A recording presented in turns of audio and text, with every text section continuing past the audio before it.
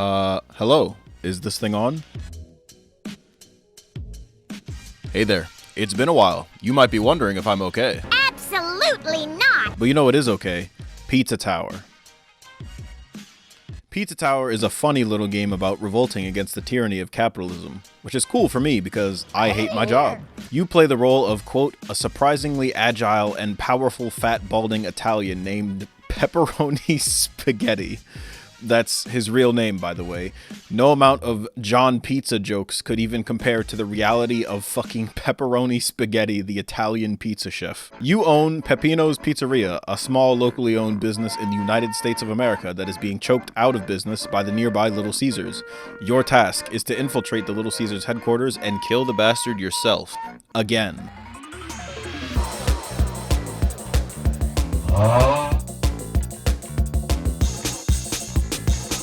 Back at it again.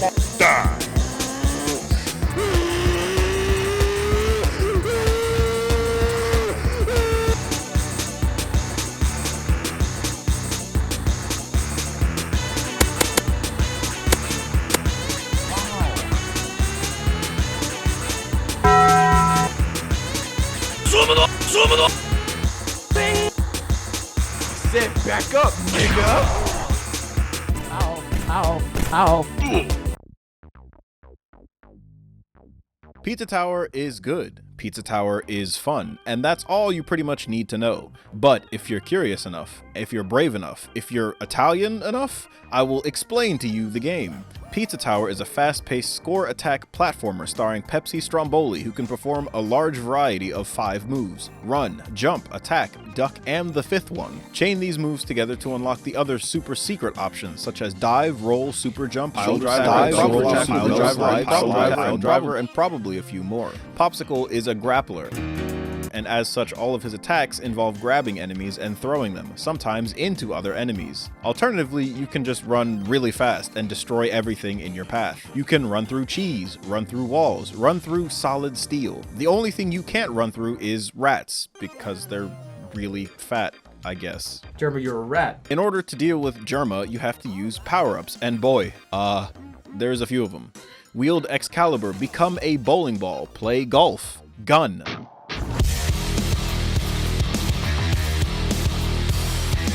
You know that one tweet that goes, "I want shorter games with worse graphics made by people who are paid more to work less"?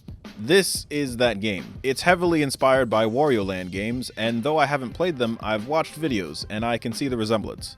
Momentum is an important aspect of this game, as your speed continues to build as long as you run uninterrupted, and there's no limit.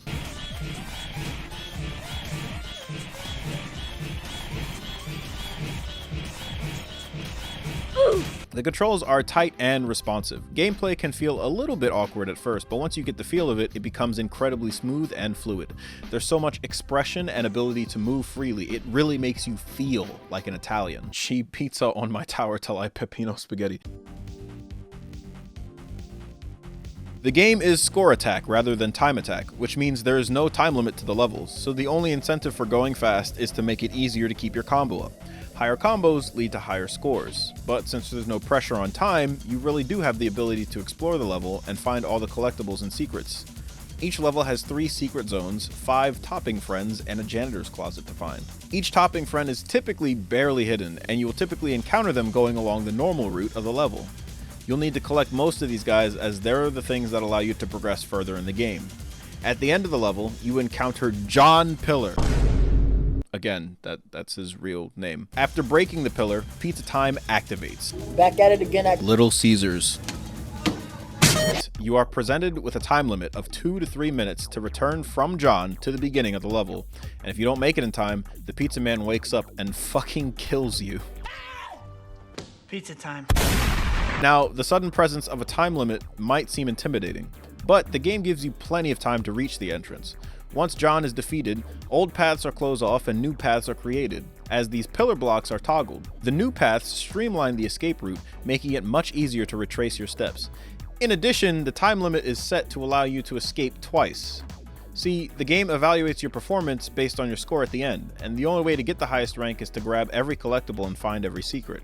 You also have to reach the second lap portal during your escape, which is usually located somewhere near the entrance. This portal takes you all the way back to the beginning, and you have to escape a second time without refreshing your time limit. Not only that, but you also have to keep your combo going for the entire level. Going for those perfect runs is entirely optional, since the only things that are required to progress are the topping friends, but doing so definitely adds to the otherwise short runtime of the game. At the end of each floor is a boss encounter that you need to clear in order to advance. In order to even challenge the boss, you will need to have collected enough toppings that are then translated into money that is then used to buy the door from the salesman that definitely isn't shady. Fight a large variety of 5 bosses, including a giant pepper that looks like an apple, a cowboy cheese, a tiny bastard, what the fuck is that? And the final boss, Little Caesar himself. These fights are actually pretty cool, and I had a good time with them, even though at first glance they seem a bit out of place in a game like this. The soundtrack for this game is very energetic and incredibly good. I like to think that the most important tracks of the game are the boss themes, because you'd want those themes to stick with the player as a complement to major moments in the game. Pizza Tower accomplishes this flawlessly. Now that's not to say that any of the other tracks are weak. One of my personal favorites is the escape music, because it begins with this ominous shrill vibe that quickly speeds up into a hollowed out hustle.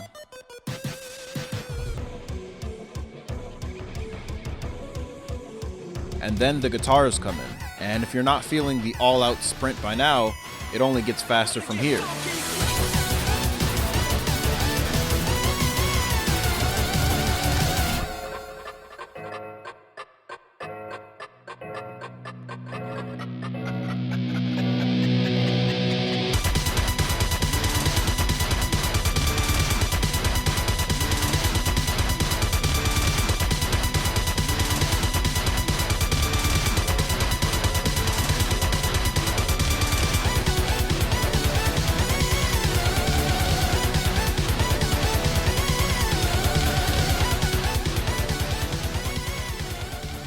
Until it doesn't.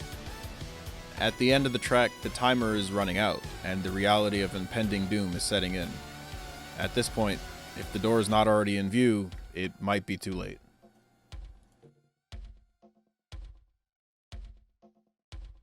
As far as visuals go, it's clearly not a AAA ray-traced photorealistic GeForce experience, and that's not a bad thing. The sprite work is incredible, and every little animation adds a bit of flavor that makes this game incredibly charming overall. One of my favorite bits about this game is the TV that exists in the top right corner of the screen.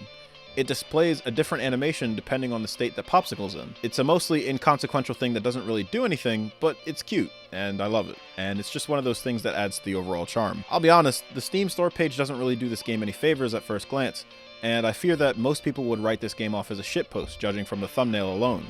But in practice, the game shatters this expectation. I love this game. It's fast, fun, silly, and incredibly good. Also, the taunt button doubles as a parry that turns into a breakdance if you hold it, so this is pretty much the best video game to ever exist.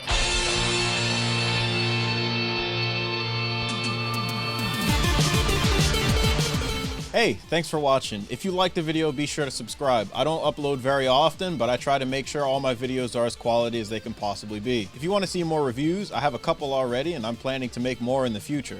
If you want to see something a little bit more silly, well, I've got you covered on that too. As always, I am working on some bigger stuff that will show up later in the future, eventually. But until then, you'll probably see some more of these smaller projects every now and again. Thank you for watching, and I'll see you next time.